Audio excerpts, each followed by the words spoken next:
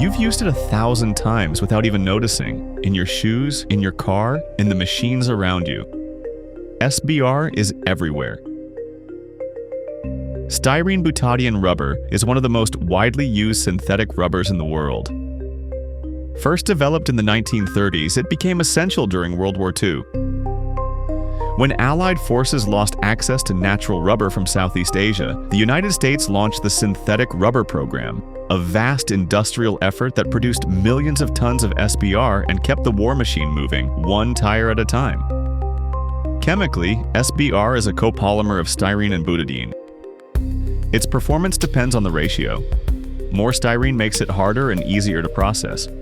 More butadiene improves elasticity, abrasion resistance, and low-temperature flexibility. That tunability is SBR's strength.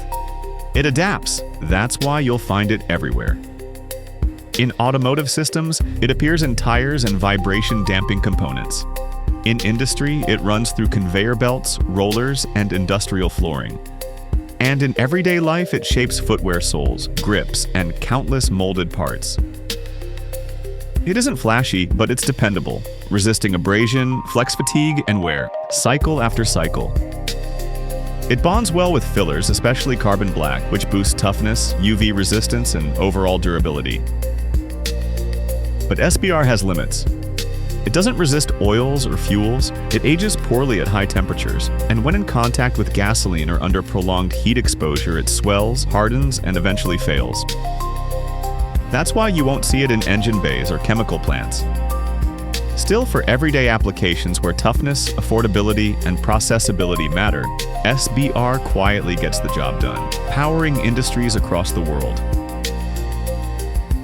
But what if you need a rubber that resists not only weather but also chemicals with even greater versatility? That's where neoprene comes in.